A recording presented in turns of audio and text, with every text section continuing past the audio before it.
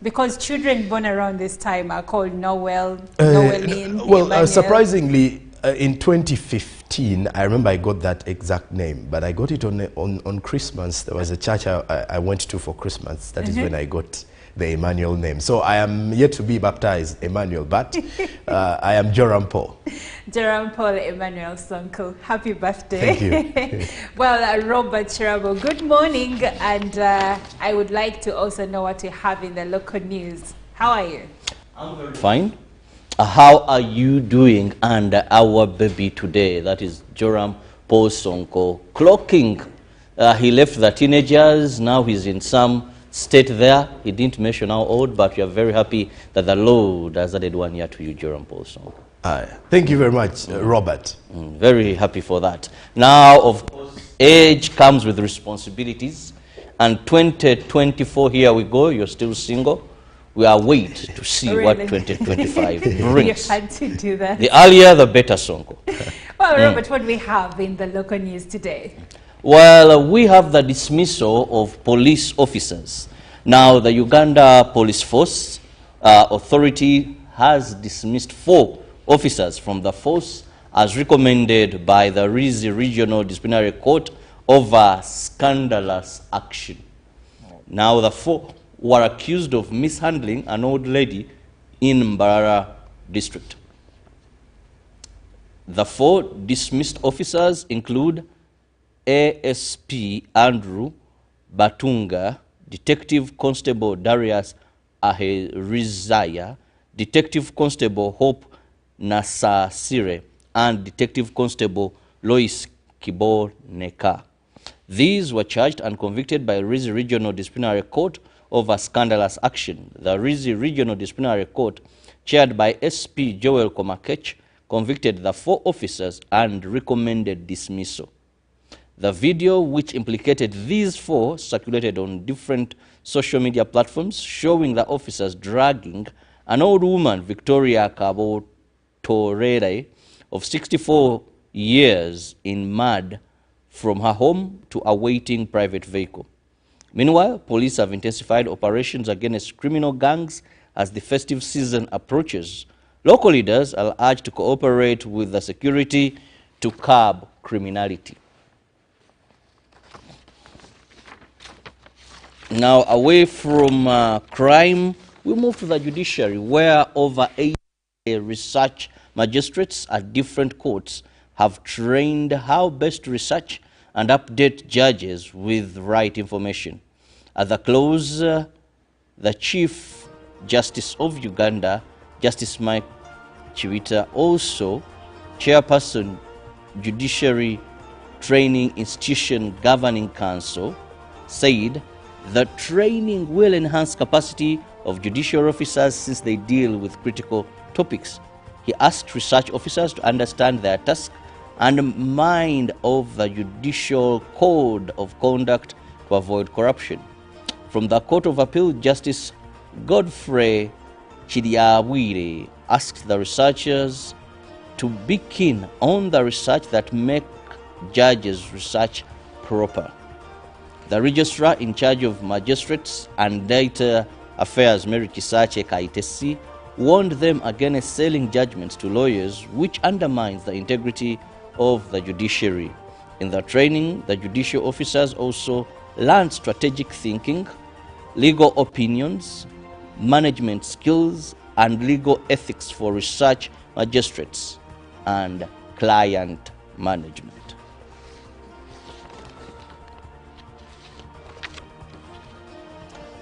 A situation report on Mpox dated 1st December 2024 shows a cumulative cases of 494 confirmed and 4 deaths registered across 52 districts. Mpox displays various signs and symptoms including skin rashes, sore throat, fever, body itches and swollen lymph nodes, and general body weakness. Mpox is spread through contact with infected persons, infected materials, infected pregnant mothers who may pass it on to their unborn babies, inhaling contaminated particles or viruses, and contact with infected animals. Mpox, risk communication activations were held in several congregation places in churches at St. Andrew's Church of Uganda, Bukoto, that is in Nakawa Division, All Saints Church in Buddo, and St. Stephen's Church, Nansana Division. Also at St. Luke's and St. Stephen's Church, Rukuri, among others. Mpox is found in wild animals such as squirrels, rats, mice, and monkeys that can spread the virus to people. From people, it is through sharing clothes, shaking hands, and sex. The Mpox disease spread with a case fatality ratio of 0.26% and can only be identified through laboratory testing. Finally, from the local scene, Forum for Democratic Change Party has called upon all democratic forces to push harder in their pursuit for change. FDC President Patrick Oboy Amriat called for honesty and deliberations. This was during honoring the late Professor Dr. Frank Wilberforce Nyabiso, who was the FDC chairperson on the Elders Committee, which he said the late lived a fulfilled, honest, peaceful, and humble life. The casket carrying the body of the former chairperson of FDC Elders Committee was at the FDC headquarters in Najanankumbi, and later, after members' viewing, it was taken to his home. The President Forum for Democratic Change Party, Patrick Oboy Amriat, while chairing the NEC to pay tribute to the fallen Professor Nyabiso, said the late came up with research documents on the ruling party.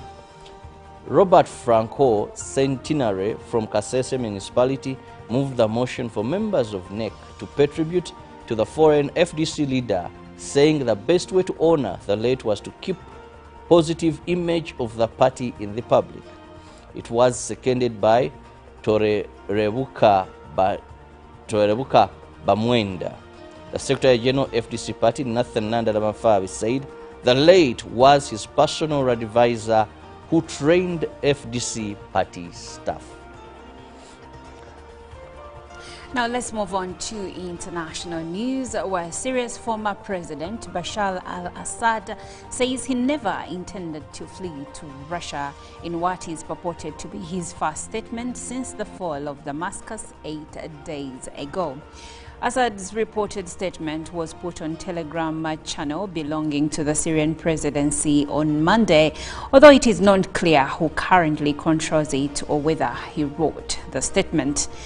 In it, he says that as the Syrian capital fell to rebels, he went to a Russian military base in Latakia province to oversee combat operations, only to see that Syrian troops had abandoned positions.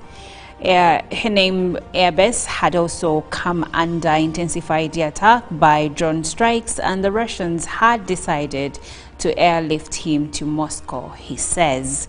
In the statement, published both in Arabic and English, the former Syrian leader reportedly describes what happened on 8th December and how he was apparently besieged at the Russian base.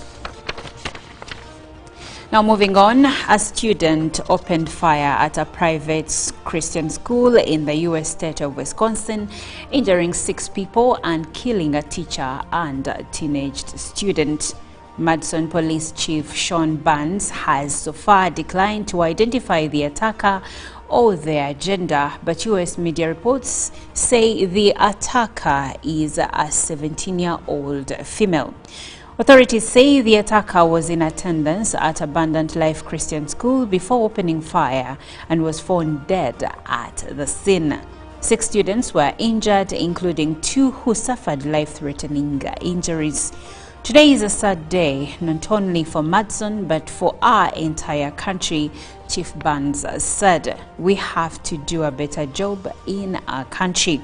He added the police had not identified a motive in the shooting and the suspect's family was cooperating with the investigation. Officers responded to a 911 call of an active shooter at the Christian school around 11 a.m. local time on Monday. The attacker attended school before the shooting, Chief Barnes said. The shooting was confined to one space, but it's unclear if it was in a classroom or a hallway. Now coming back to East Africa, Kenyan photographer Jackton Odhiambo has been sentenced to 50 years in prison for murdering his housemate, LGBTQ+ activist Edwin Kiprotich Kipruto, popularly known as Edwin Chiloba, nearly 2 years ago. Judge Ruben Nyakundi said that the decades-long sentence was based on the diabolical manner of the killing. Chiloba, a 25-year-old fashion designer, was smothered to death and his body was dumped in a metal box on the roadside in Eldoret. The murder sent shockwaves through the LGBTQ+ community in Kenya. Justice Nyakundi said Odhiambo, aged 25, showed no remorse for the killing. However, after the sentence was read out, Odhiambo caused a stir in the courtroom by falling down and crying. I have considered all factors and found that Odhiambo was a vengeful person who committed the killing of his close friend, said the judge. Well, now let's have a look at our press review. Well, with our press review, we start off with what the New Vision is writing. As according to the New Vision's front page, clerics face probe over healing powers, and the sick believers must get medical checkups, says the president. Read that report in the New Vision. Now, also still with the New Vision, First Lady advises SFC officers' wives on saving. That report is with the New Vision today. Now, also with the New Vision, you can find more details about Chabazinga Nadiope celebrating his 36th birthday. Now, in the foreign news, Syria in hands of terrorists, says Assad. Read that report in today's New Vision. Then also, UNEB speaks out on examiners' standoff. Find more details of that report in today's New Vision. And then New Vision also writes something about family, how you can navigate Christmas navigating Christmas with the in-laws. A report by the New Vision. Then also, Free Inside is a total magazine. Then there is a tribute to Nabwiso, who had unique sense of humor. Writes the New Vision. Then IGP and Chief Justice have been directed on PDM suspects. That is a report within the New Vision today.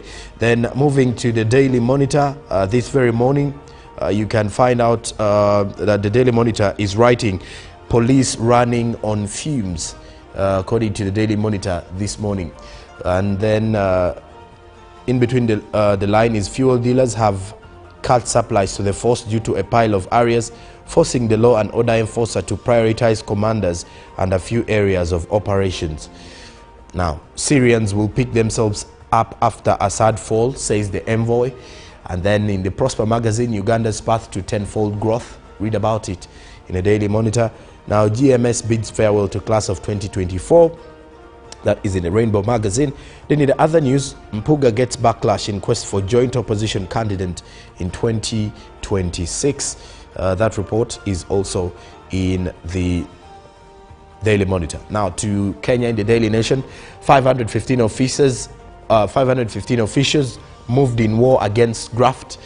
Read about that report in the Daily Nation, as 19,000 tutors are set to get higher pay in TSC promotions. Then revealed NIS role in Raila African Union chairmanship bid. Then in politics, Gachangua to Nyoro, declare your stand.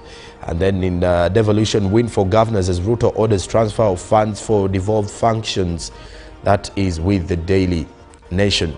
Now, lastly, from the press review, we look at the Citizen from Tanzania that is writing startups, government pledges to relax rules.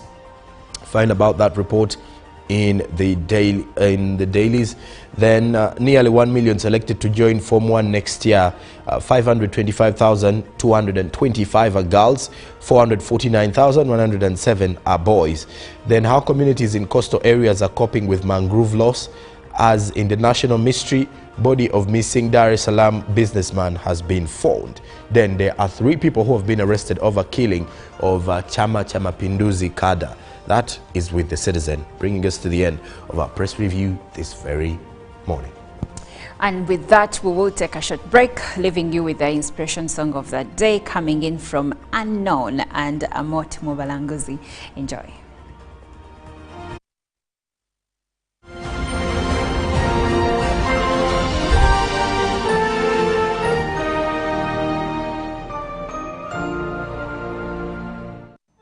Eno church buli muntu agimanya erinnya lyayo bagita the known church of the Canterbury. So ensonga enkulu gye tuliko naku lwaleero ya kuzimba Pentagon. Kuzimba ki? Nga temuddamu nnyo kuzimba ki?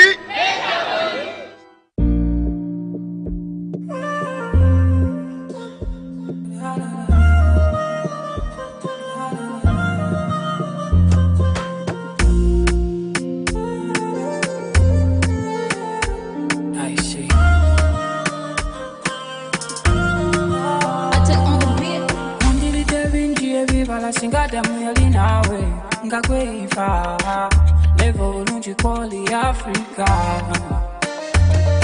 mwani fuze nawe America ila Singapore pia linawe ngakwepa pi ngane kati vida okirizi wana kwekosa kwengoli nange wama mulokole haleluya osana kubaye kwewe kama nyibwendi munda Sumuluza mutima kwange kwewe twasomanga mulokole haleluya osana elayi kwewe kama nyiwe nsuga dali mutima sitani mukamolyanda sikuvamu yatenga nkemu lady nalonda kama wewe njagala sitani mukamolyanda sikuvamu yatenga nkemu baby nalonda kama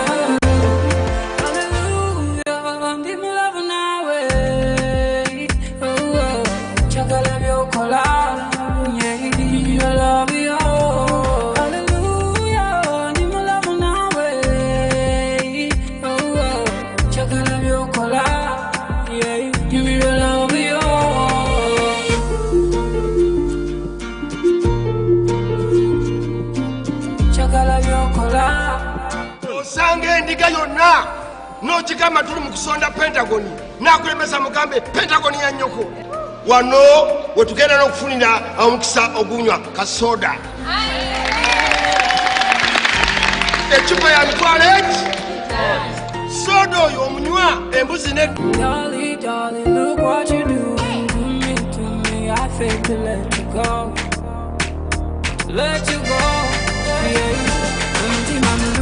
Baby, why don't you hold me, I know you already know, but you got me trolling through. I know you're running crazy, so full of weak and lazy. I wanna keep you daily, kulave kunga daily. Kuwa mutima, sitani mukamolyanda, sikuvamu yatenga. Live from UPC Studios in Kampala, this is Good Morning Uganda.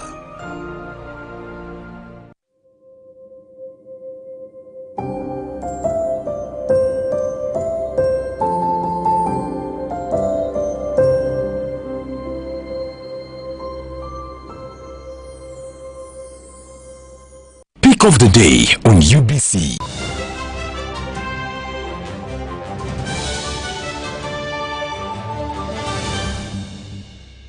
Was brought to you by I'll call you every day, yeah, yo, You can now get all the Chibuzi out with MTN voice bundles. Call all networks. Kubei Dondoro. Buy a 25-minute voice bundle for only 1,000 or buy any daily voice bundle of your choice. Dial *100 *21 hash and select daily or use the My MTN app. When we talk together, we are unstoppable.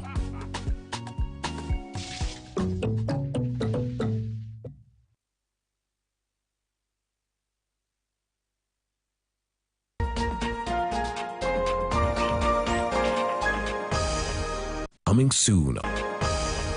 Coming soon on UBC. Welcome to Inside Broadcasting. Sharing with you the process behind what you see on the screens. My name is Lorraine Masika.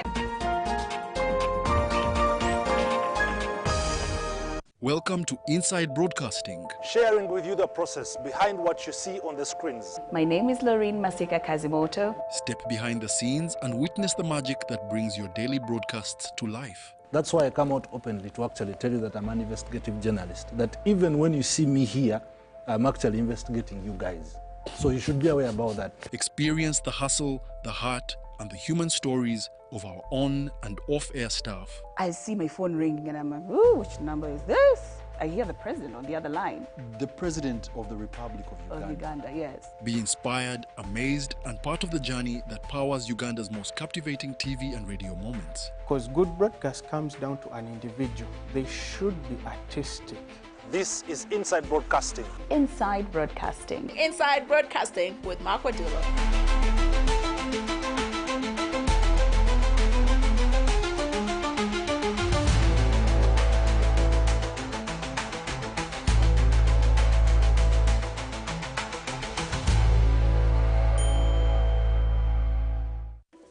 In a nation hungry for truth, a world where every story matters, there exists a beacon of trust and reliability. For decades, they've been our voice and our window to the world, holding the mirror of our history. With 4 TV stations and 11 radio channels spanning 27 languages, they stand as guardians of information, defenders of truth. With Mascari Heritage Advantage, they uphold every citizen's right to reliable and free information. Their archive stories shaped our past and illuminate our present. Yet now, as new challenges arise and the world evolves, their mission faces its greatest test yet. Be part of our journey and let's navigate the unknown, uncover the untold, and safeguard our future together. Tune into your public broadcaster, for it is the intersection of trust and truth. Because to UBC, your story, and every voice matters. UBC, inspiring Uganda.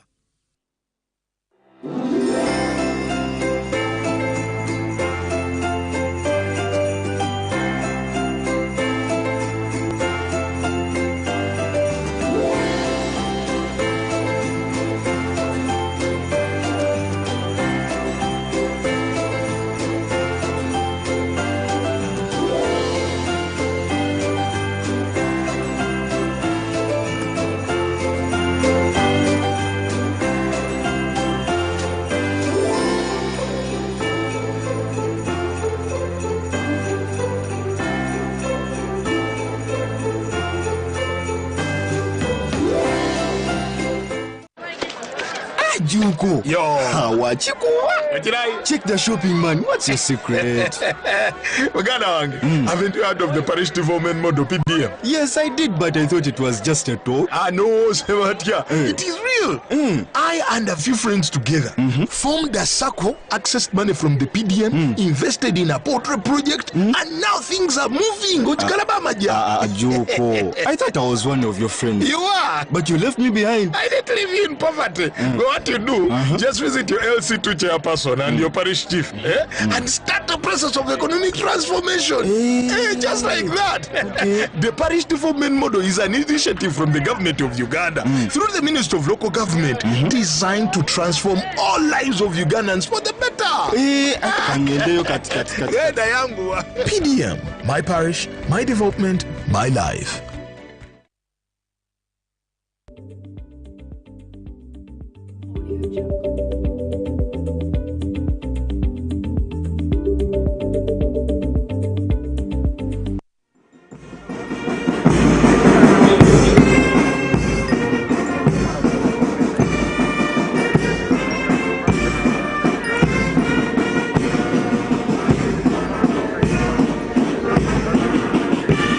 His Excellency, General Yoweri Kaguta Museveni, the President of the Republic of Uganda and Commander-in-Chief of the Armed Forces, assigned Uganda Prison Service a task to produce food and animal feeds.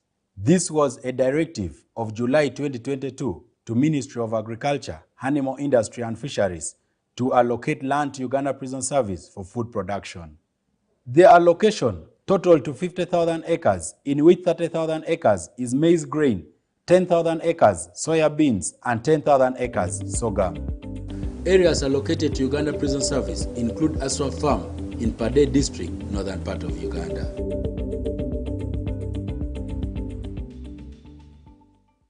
This is Aswa Farm, originally from Aswa Ranches, land which was handed over to Uganda Prison Service by Ministry of Agriculture for food security intervention, and which came in as a necessity by the government program. And this one arose out of the food scarcity that was happening in the country, and the government through my felt that we should produce food. And this intervention includes Uganda Prison Service. Bush clearing here started on the 10th of October 2022, and it is progressing on well. Apparently, we have covered acreage of 1,000 acres, which is being prepared.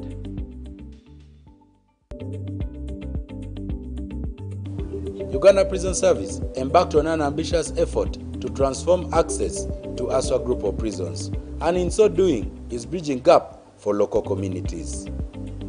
The construction of new roads and bridges has significantly improved accessibility to the facility, paving way for enhanced economic opportunities and sustainable development.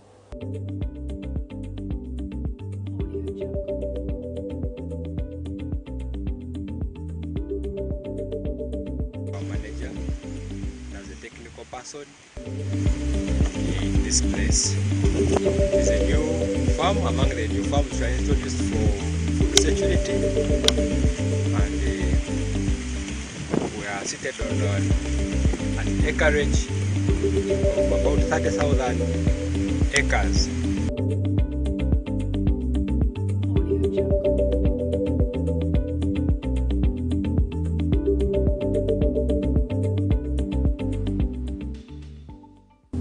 As of now, about 2,000 acres is under cultivation for commercial maize production, with several harvests already realized over time.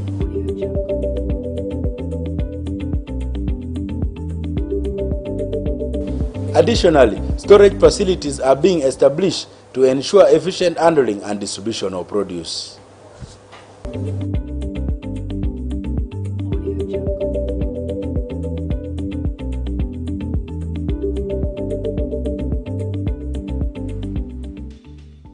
We are happy that in the neighborhood of Rugole, we are putting a silo, which is going to be a bulk storage, and whole produce from here can be evacuated and taken to Rugole.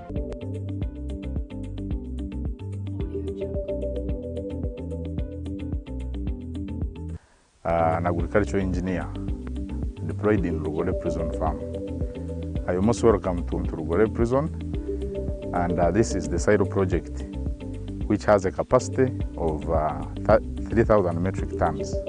It is meant to help in improving the storage capacities and also improving on the post-harvest handling mechanisms.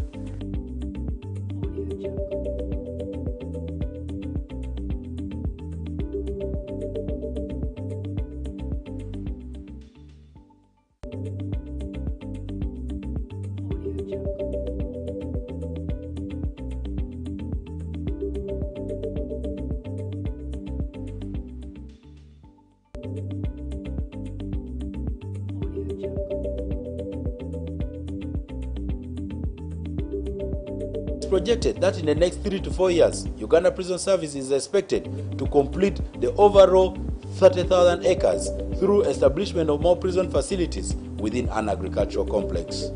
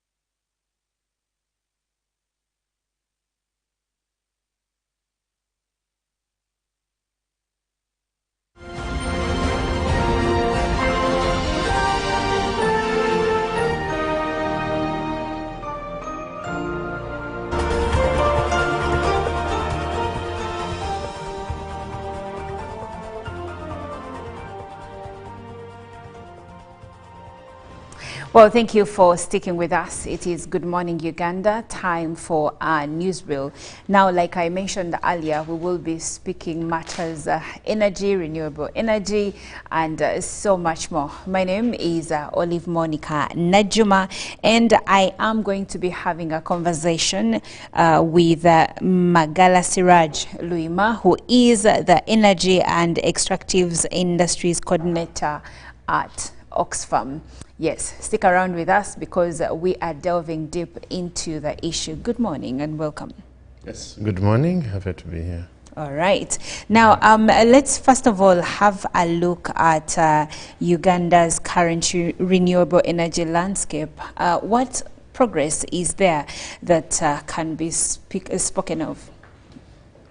Yeah, when you look at the entire global renewable energy landscape, it's at the heat of the moment because globally, because of the emissions and its related problems, we think that the sources of energy that are emitting carbon emissions should be reduced. Yes. And when you look at the international frameworks, like the Parish agreements of 2015, progressively they are trying to make sure that all governments that are party to the agreement find mechanisms of reducing carbon emissions, resorting to efficient fuels that are less emitting, and that's mainly renewables.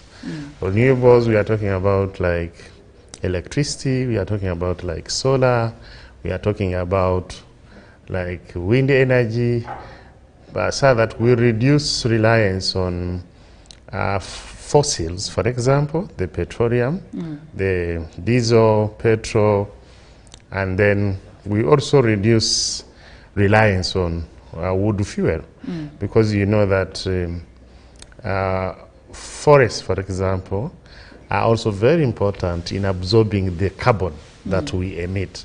So when you destroy the forest, in essence, we are also increasing carbon emissions. Yes. So practically, we see that government is mandated to ensure that they are progressively finding mechanisms and strategies of reducing their emissions. All right. Now, why is renewable energy very critical in Uganda's energy transition and sustainable development goals? Yes. First of all, you know that global, as you have mentioned, one of the Sustainable Development Goals, Sustainable Development Goal 7, we are supposed to make sure that we shift from the dirty fuels to clean forms of energy, the modern energy, which is less emitting. At the same time, Goal 13 is actually very equivocal on taking climate action to ensure that all the factors that lead to climate change are invariably reduced. You have seen the disasters that come as a result of climate change. The landslides in Mlambuli, that's a real example that we are experiencing. We have experienced floods, we have experienced all sorts of hazards here and elsewhere are being experienced. So you cannot bury our heads in the sand, but rather we have to take action.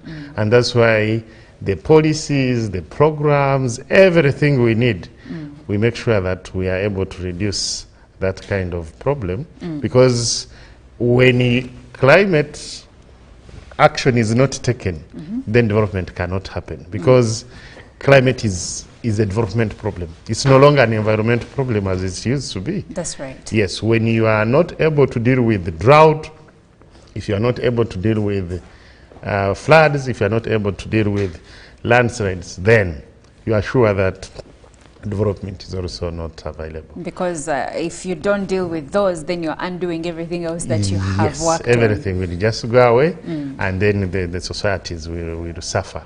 So it is important to mitigate all these challenges that come as a result of climate change, and then you are sure you can mastermind the development that you need.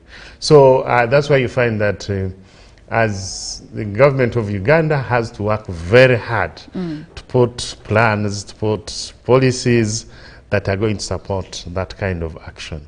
And that's why we have the energy transition plan, we have the renewable energy policy, we have the energy policy. There are a number, though we still have challenges, but at least we have to put all those in place to deal with the problem we are talking about. Okay, and now speaking about policies, let's look at that policy and legal framework. Like you said, we have policies like the Renewable Energy Policy, which is 2007, and then the Energy Policy 2023. And the big question here is, how effective have these policies been in achieving our renewable energy targets? I must say that it is still work in progress. I think we have done well. Our Uganda, we have tried to, in terms of renewable energy. Yes. I think the government has put a lot of emphasis on electricity. We have a number of dams coming in. The other day, Karuma also has launched, and we see progressively so many dams. And electricity has improved in terms of the generation and the distribution. And also we have seen solar, the policies promoting solar have not been in place, but at least we have seen people increasing uptake of solar. In villages, you see panels and the rest. But we still have challenges in the policy. The first thing is that whereas we have the renewable energy policy of 2007, yes, we don't have the renewable energy law, because we have what we have is the Electricity Act of 1999, which was amended recently, and this one is only talking about electricity, hydro, and that's the major concern. And I think the people who were there at that time, they were thinking that electricity was the issue. But progressively, we want to see how we can also regulate solar, because the people who are using solar, the private sector, the communities are regulating themselves. We don't have a policy on solar. We don't have a law on solar, because the law on solar would not be standing alone, would be the renewable energy law that looks at all the renewables, solar, wind, and everything. But what we have now is only regulating electricity, and we think that that one is a problem. Like as I've already said, there is no solar policy, there is no renewable energy law, or that limits the extent which we are able to regulate the renewable energy sector, and it affects the development of the sector. The second aspect is that we still have administrative and institutional weaknesses. For example, the renewable energy sector, the energy sector in general is highly centralized. Highly centralized, the fact that it is only the Ministry of Energy that talks and manages energy-related services. But you are aware that energy is demanded by everybody in this society. Yes. Everyone. So do you feel like there has to be something done so that yes, it's not only the ministry? you come to KCCA, for example, they will have so many officers. They have labor officer, they have probation officer, they have agriculture officer, but you will not find an energy officer. And yet, energy is a very critical component of Kampala people. If you get an energy problem, where do you run to? Even in where you operate, when there is an energy problem in the area, where do members of the community run to?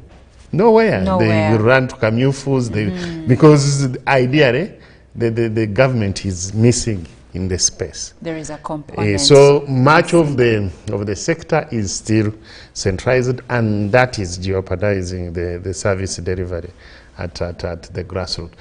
Even in the local government, we don't have energy officers. And that's why the planning and budgeting for renewable energy interventions are non-existent in the entire decentralization system. So now if it's that way, who is the Ministry of Energy working with? Do they just work within themselves? Because I'll give you an example. If let's say in the media, if we craft this amazing news story, but we do not think about how it's going to get to the grassroots, are we doing anything? Yes, that's why we still have gaps. The fact that it is the ministry at that level, and then we don't have the food soldiers at the district, at the sub-county to deal with the energy needs, then there is a very big gap. That's why we still see people running to the Kaminyufu. That's why we still see a lot of theft, electricity theft, because there is that gap. So we think that as if we want really to entrench the renewable energy sector, to make sure that it supports communities, it supports people, then we must entrench the planning and budgeting just from the sub-county to the district to the national level. And that will require us putting in place officers designated to take that role, and we should be able to train them so that they are the ones training people how to use, first of all, even the message. Yes. Communities are not aware that we are doing self-destruction by way of not resorting to renewable energy. Even that awareness itself. They don't even know what renewable energy is all about. So, in most villages, you'll find that they think solar panels are for the rich. Yes. So that's why we think that whereas the development world, the NGOs, the civil society organizations have tried their best, we think that government should also come in to ensure that they are able to support the decentralization of the renewable energy sector, to ensure that the sub-counties, to ensure that the districts, to ensure that the municipalities are able to identify the renewable energy needs of communities, budget, plan for them, and they are able to support communities to access renewable energy. Yes. Okay. Well, we are having a conversation regarding renewable energy in Uganda, assessing the status and potential of the energy projects in the country, and I am speaking to Siraj Luima from Oxfam. Now, if you have any questions whatsoever, you can write to us through WhatsApp number 0709-602-592. Now, Mr. Luima, let's talk financing of this transition. From what I see, the renewable energy policy requires about $3.5 billion US, with 86% expected from the private sector. Now, one would wonder, how realistic is this funding model and how much progress has been made? Yeah, first of all, to change our financing of renewable energy sector to private sector has a challenge in the first place. You know that private sector is purely for profit. Yes. It wants profits. Therefore, if you are banking on them to make sure that they dispense the renewable energy services, you are sure that the issues of equity, issues of gender responsiveness are going to be very minimal, because for them they are interested in what? In the profits. And therefore it is not very good for such an ambitious and very good plan to be taken over by the private sector in the first place alone. We need to see government increasingly coming in to finance renewable energy sector interventions in form of, first of all, designing appropriate financial instruments, both government, the way they have designed like the agricultural credit facility that is targeting farmers, because we know that even when you are designing agricultural credit facility to farmers and you are not supporting them to deal with the climate change interventions by way of having modern energy and the like, then you are not helping them. So we can have facilities like that, where we have agricultural credit facility, we can have the equivalent that is supporting the renewable energy sector. The second aspect is that the budgeting has also to improve so that we see public financing towards renewables improving from time to time by way of making sure that every year the budget cycle is able to identify the needs of communities and be able to put that money in the budget. And one important point there is that, yes, government may not be having the money. And we know that we are partly going to produce oil. And oil is on the other side. It emits. Now, the question would be, how are we going to make it good? The idea should be that this money we are going to get from oil should be able to support our renewable energy cause in terms of financing. That the money that comes from oil, a good portion of that should be dedicated towards renewable energy financing. But this is not going to be achieved by just wishing it like I am doing. It has to be entrenched in our legal provisions, in the laws. For example, we have the Public Finance Management Act that stipulates how oil revenues will be used. And it is not in any way talking about financing renewables. It is actually saying we shall be able to develop infrastructure, and it's not very clear. So they can choose to use for it any infrastructure they want, whether it is actually the infrastructure that will even support more destruction of the environment or what, yes. But we need provisions in the law to say that we even put like a cap. We say maybe 10% of the money from oil will be plowed back into the renewable energy sector to make sure that we are able to finance it. And when we get enough finances, then we are able to support subsidization schemes for these companies, because these companies will always tell you that their production costs are high, and that's why they are dispensing renewable energy services at a high cost. And the only solution for that is to subsidize their production. And you need money to do that. Yes. And then when you do that, when we are able to for example, when oil production starts and we are able to earmark some money towards the renewable, there I would know that we are on the right track. But until now, when the law does not support, then I feel that there is no mandate on the part of government to actually put money from oil to renewables, because there is nothing like a policy or law supporting it. Okay.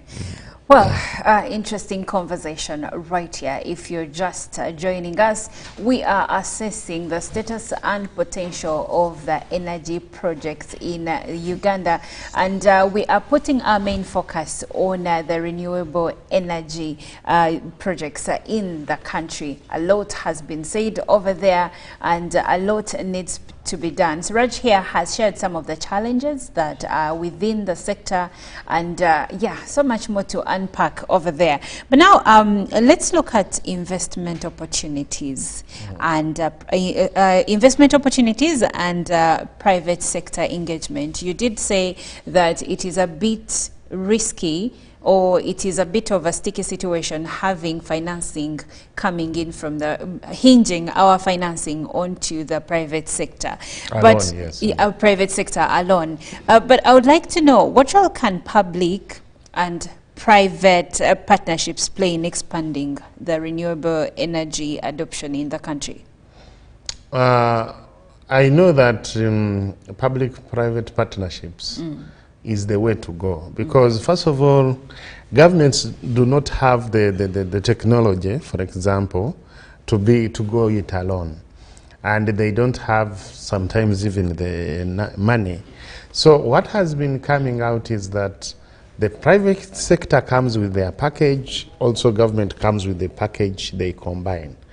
And progressively we see that most of the models that have delivered renewable energy services have been in the form of PPP, the private-public sector partnership. But we also need to think that PPP should be the foundation, so that government can learn and also increasingly take charge of of the renewable energy needs of the communities. Because yes, you are claiming that you don't have enough resources, you don't have enough technology, and therefore you think that you cannot stand on your own to provide these services. But remember, it's the duty of government to make sure that they provide for the citizens. Therefore, you cannot be there forever.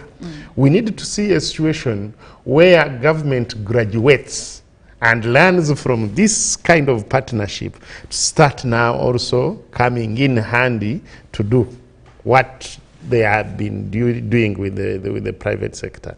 Because we have already mentioned where the private sector parts with the government. Yes. Because the private sector does not think for Omuntu Wawansi, how this person who has no money, how is he going or is she going to survive with the energy needs of theirs. Therefore, to bring in the equity element, to bring in the inclusiveness, government has to take charge.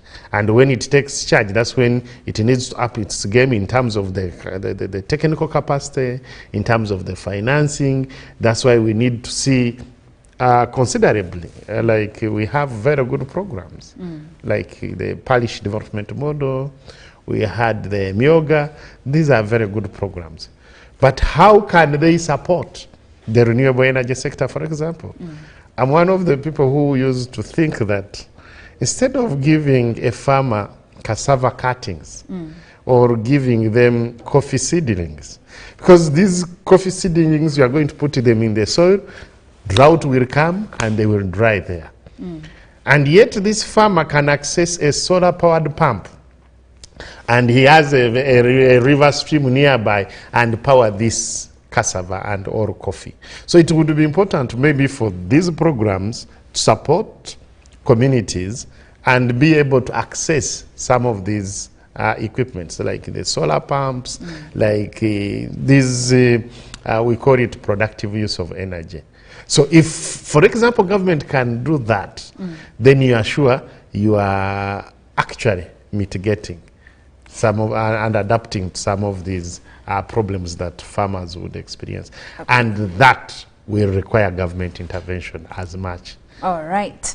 Well, Mr. Luima, we have come to the end of our conversation, but I would like to briefly hear your parting remarks. Yes, I know that the renewable energy sector is still work in progress, but we should be deliberate in thinking deeply on what can fast track the achievements, what can fast track the benefits from this kind of intervention, and be also think about how we increasingly become inclusive and equitable. I will give a very small example. Like, because electricity is very expensive, everyone knows that, they have introduced a subsidy on cooking. Every time you use electricity for cooking, you can get a subsidy. But guess what? This is a subsidy for the rich, because they say that for you to benefit from the Yakafumba subsidy, for example, you must consume 80 plus 1 unit. So it is 81 and above units. And you and me know 80 units. How much do you need to purchase 80 units? You need like some good money, 50, 60,000 or 50,000 and above. But our rural people, poor, they are only putting 5,000, 10,000. So the poor people are not eligible to benefit from the subsidy. So we need to think of how progressively we can become more inclusive and make sure that we target all walks of people to see that there is inclusive intervention in the renewable energy sector. Well, thank you so much, Mr. Luima. Siraj Rima has been speaking to us regarding renewable energy in Uganda. He is from Oxfam. Well, my name is Olive Monica Najima. Let's take a short break. We'll be right back with Good Morning Uganda Business.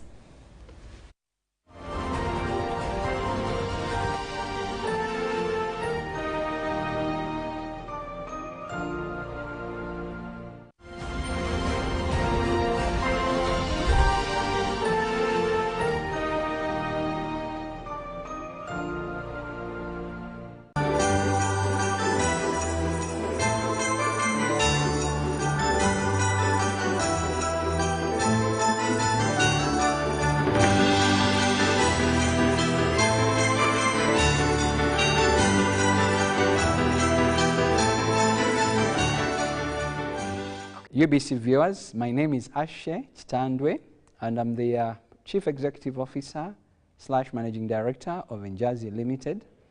Injazi Limited is a recruitment company and also is a private security company. I want to wish you a Merry Christmas and a prosperous New Year. During this festive season, please don't drink and drive. Our safety is very important to us as a country. We need each and every Ugandan to cross over to the new year because we know we have a lot to do in the new year.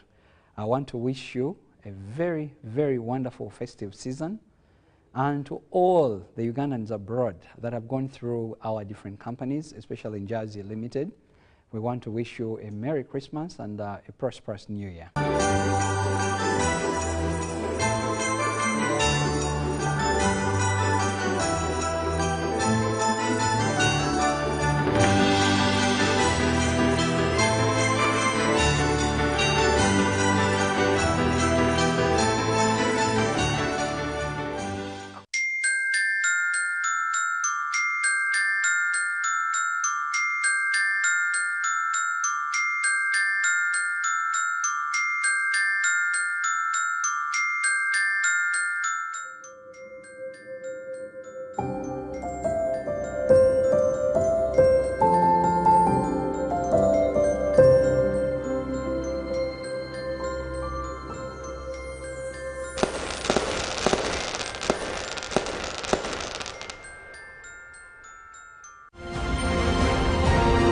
Live from UPC Studios in Kampala, this is Good Morning Uganda.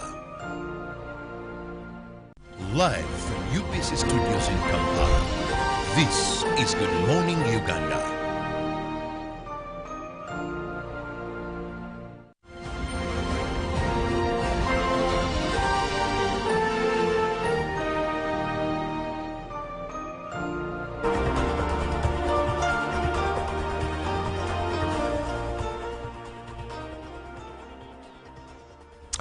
It's 10 minutes to 8 o'clock. Good morning. This is Business Time here on Good Morning Uganda.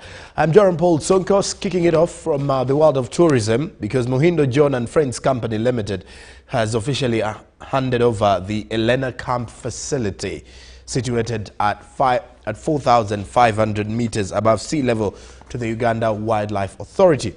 The facility is designed to accommodate visitors and tourists en route to the Margarita Snow Peak, and the acting executive director of the Uganda Wildlife Authority, Masaba Stephen, commended the construction works and projected an increase in tourist visits due to the addition of modern facilities and the improvement of walkways.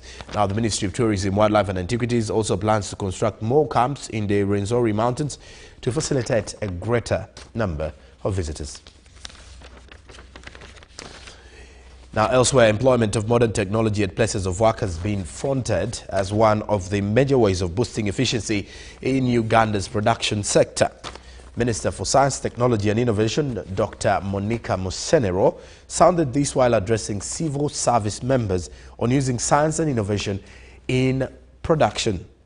Science, technology and innovation is the way to go in production, as productivity and value addition is what is mainly being looked at in the production sector. This according to Dr. Monica Musenero, the Minister of Science and Technology.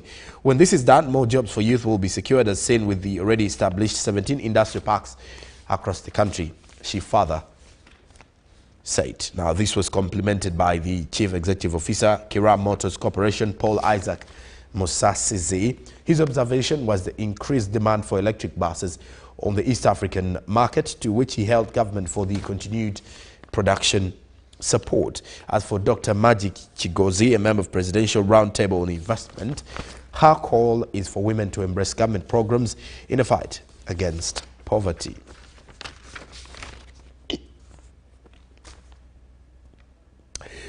Well, away from that, we sum it up with local leaders in Wakiso district who have stressed transparency and accountability in local government budgeting and planning.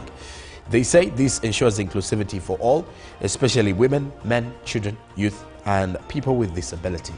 This was during a training aimed to mentor community development officers and sub-county chiefs on gender and equity issues during planning and budgeting. The training took place in Seta, Wakiso district, with local leaders being enlightened on issues concerning inclusive budgeting and planning that is responsive to gender and equity needs.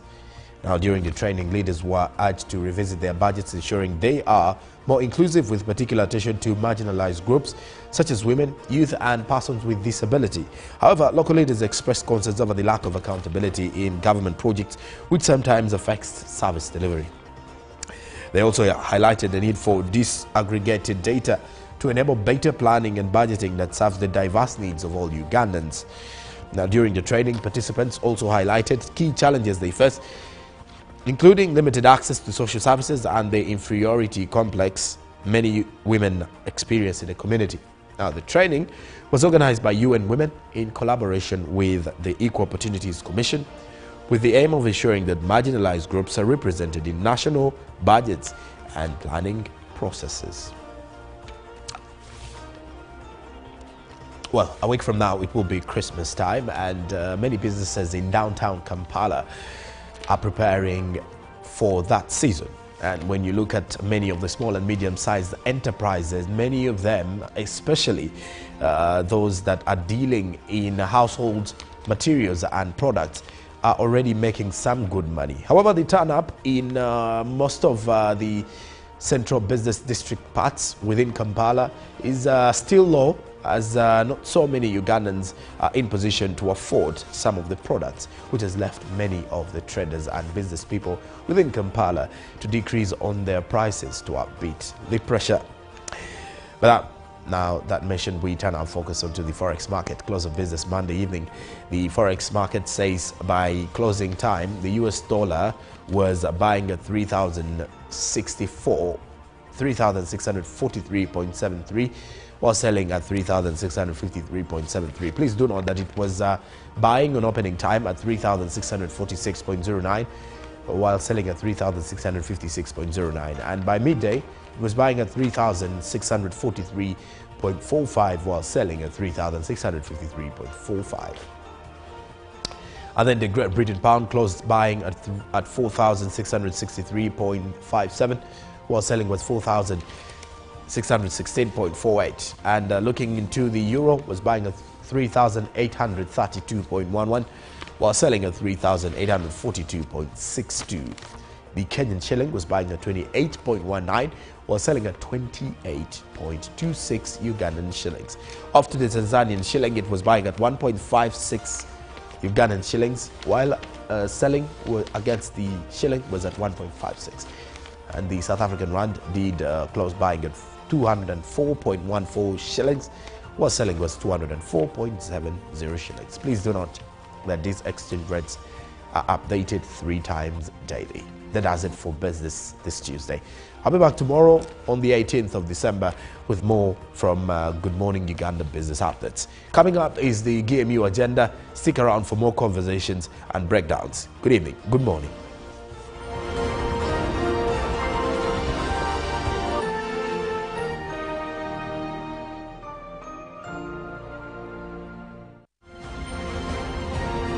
Live from UPC Studios in Kampala, this is Good Morning Uganda.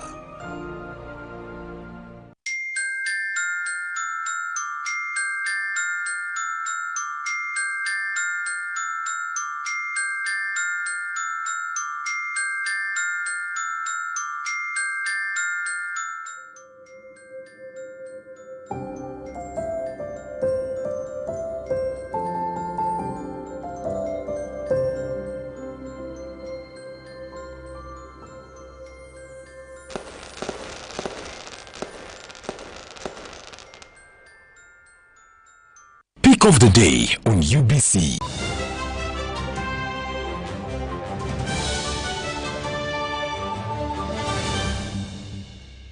Was brought to you by. You can now get all the Chibuzi out with MTN voice bundles. Call all networks. networks could be dondoro. Buy a 25-minute voice bundle for only 1,000 or buy any daily voice bundle of your choice. Dial *100 *21# and select daily or use the MyMTN app. When we talk together, we are unstoppable.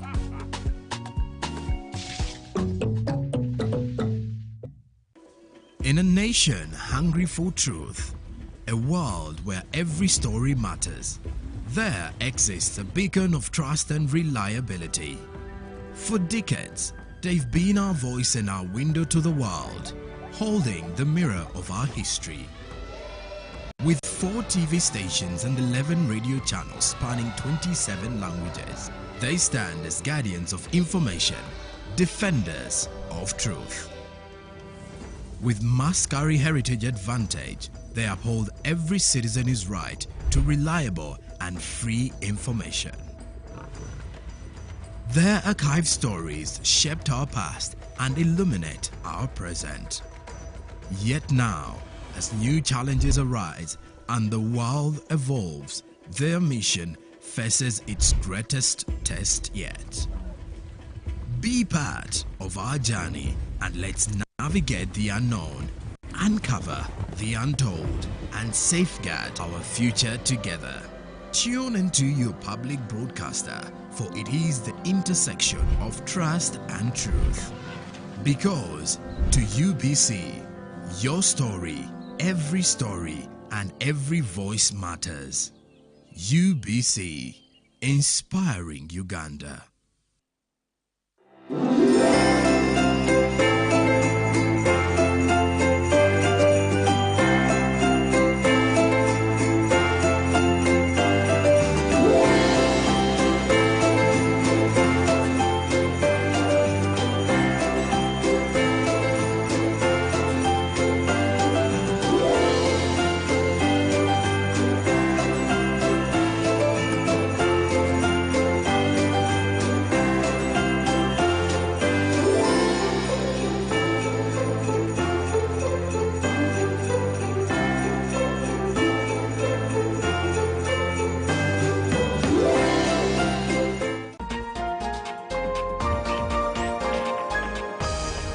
Welcome to Inside Broadcasting. Sharing with you the process behind what you see on the screens. My name is Lorene Masika Kazimoto. Step behind the scenes and witness the magic that brings your daily broadcasts to life. That's why I come out openly to actually tell you that I'm an investigative journalist. That even when you see me here, I'm actually investigating you guys. So you should be aware about that. Experience the hustle, the heart, and the human stories of our on and off-air staff. I see my phone ringing and I'm like, ooh, which number is this? I hear the president on the other line. The president of the Republic of Uganda. Of Uganda, yes. Be inspired, amazed, and part of the journey that powers Uganda's most captivating TV and radio moments. Because good broadcast comes down to an individual. They should be artistic. This is Inside Broadcasting. Inside Broadcasting. Inside Broadcasting with Marco Dullo.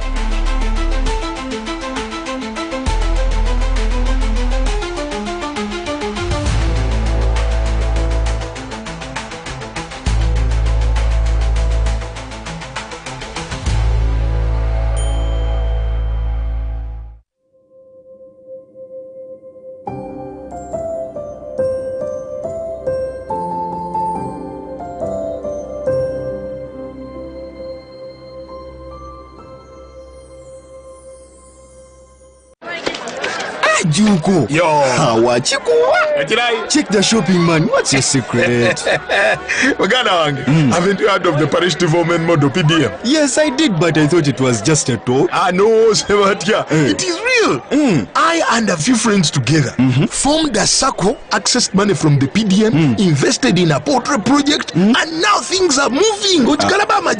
Juko. I thought I was one of your friends. You are. But you left me behind. I didn't leave you in poverty. What you do, just visit your LC2 chairperson and your parish chief and start the process of economic transformation. Just like that. The Parish development model is an initiative from the government of Uganda through the Ministry of Local Government designed to transform all lives of Ugandans for the better. PDM, my parish, my development, my life. Live from UBC Studios in Kampala, this is Good Morning Uganda.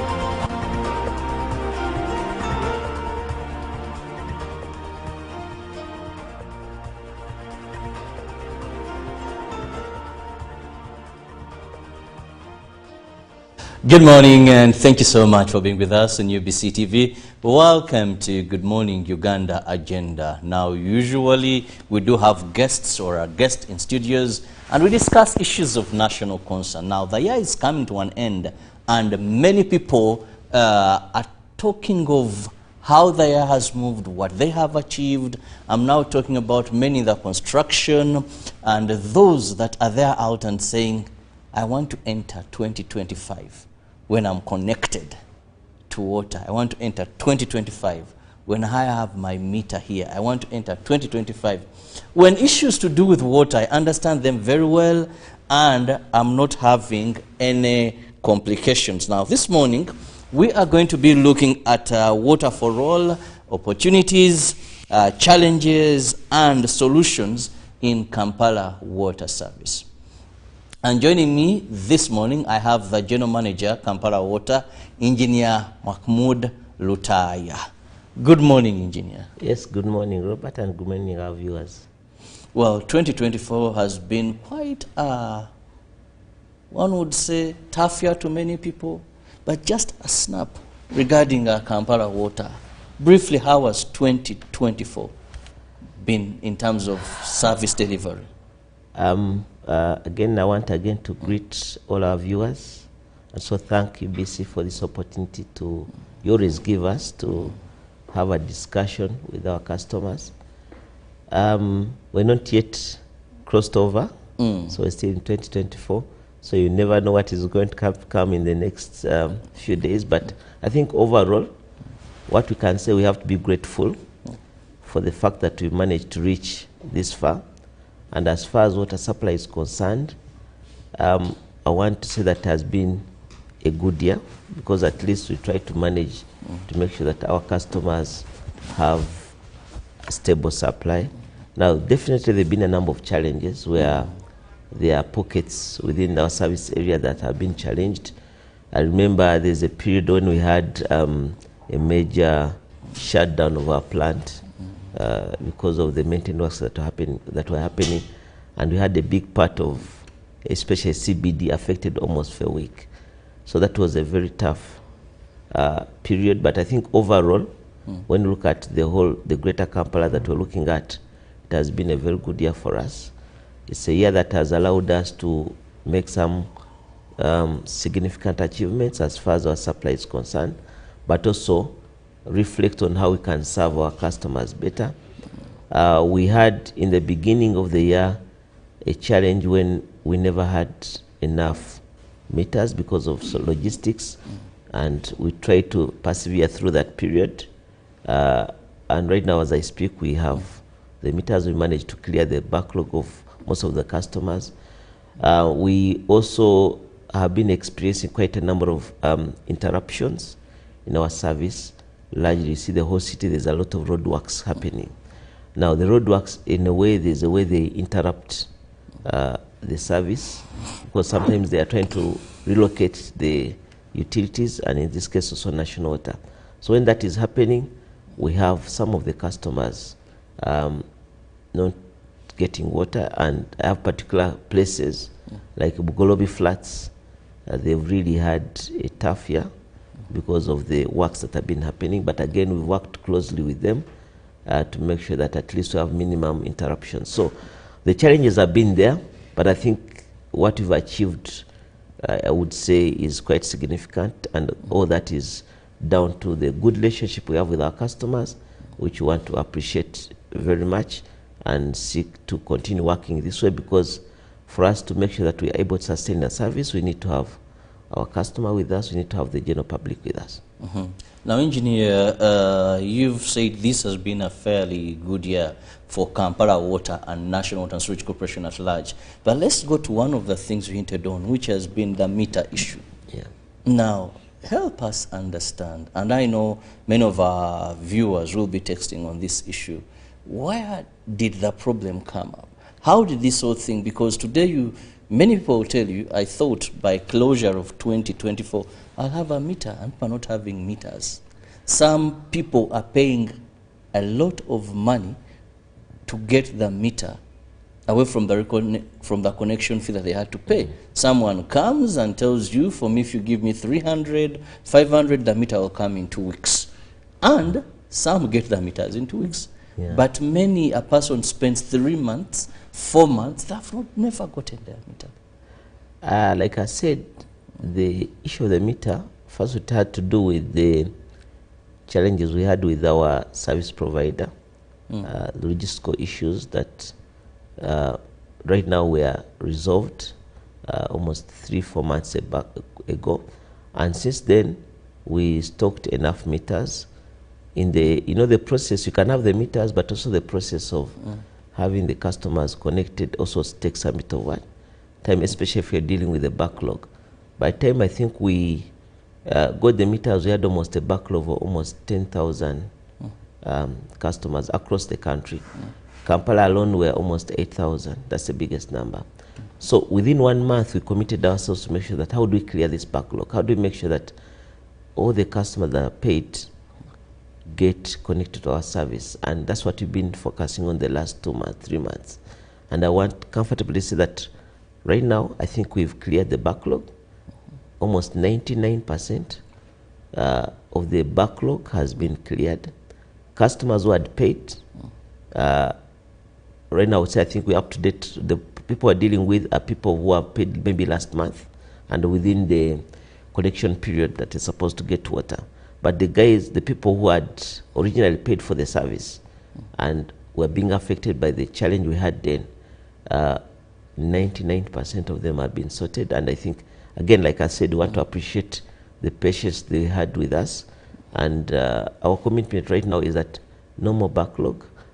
When you apply for a connection, you should be able to get it immediately. Definitely, the people who take advantage of sometimes the shortage and create an issue, and we've had those cases.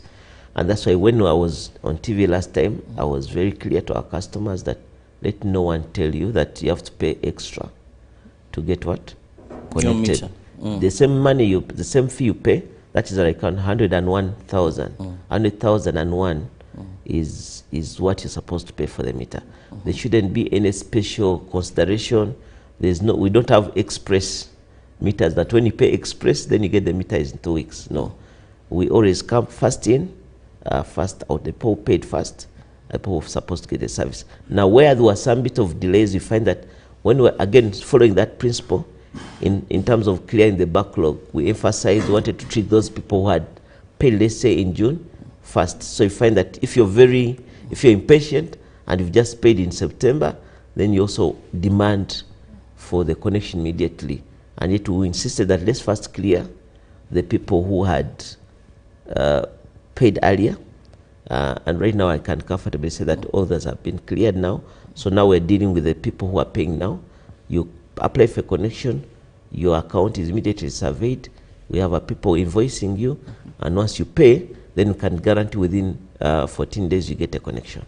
Now, engineer, you've talked about backlog. Now, who are these people? How do I know that I think I'm among that category that is supposed to have gotten my meter? From which particular months of the year? Because I know people who paid, I think, in September up to now, and they have not gotten their meters. So where are we beginning? What's the cutoff point? At least if you paid between this month or up to this month and you've not gotten your meter, it's your right. March to our offices, demand for a meter, because you're overdue and the meters are available. All that we are lacking, maybe you said, could be human resource. No. Right now, when I talk, as I speak right now, we've cleared the backlog. If the people are paying it should be November, December. So any customer who paid a meter before, for a connection before November should have got connected. And like you said, should come and demand for their meter. No one should give you an excuse. But again, there are certain aspects which are also very important to note. And we have different categories of customers. There are customers who have applied for water, and they are put up apartments. And most of them have, like, say, 10 units of these homes that you want a water connection for, and you've applied and you've paid. Now, what you're trying to avoid, sometimes you have those apartments connected and they're not occupied. They even take almost a year before they're being occupied.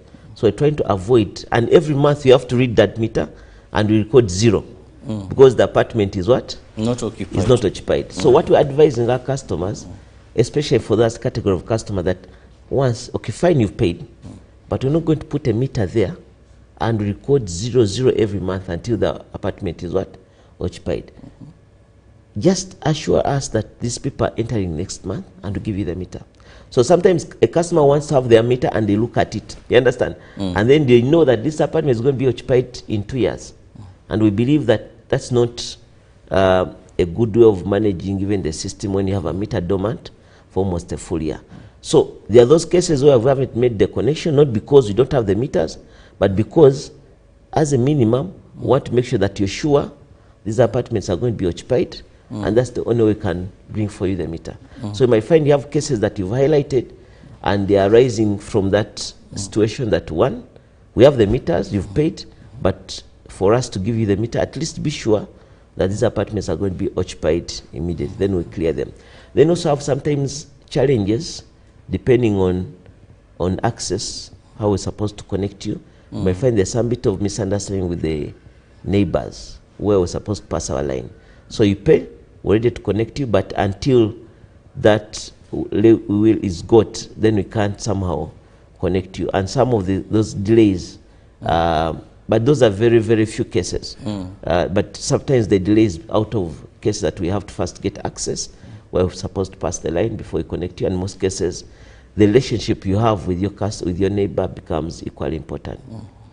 Well, we are still looking at one of the issues that has really somehow been brought up by a number of clients of National Water and Storage Corporation. And with me I have the General Manager, Kampala Water Engineer Mahmoud Lutaya, with whom we are trying to understand what have been the challenges as far as acquiring these meters. And he's very clear that if you paid before November, if you made your payment, if you applied before November, unless there are other technicalities, like he has just mentioned, you should be able to get your meter. And he emphasizes there is no express, that when you pay an additional fee, you're going to get your meter very fast.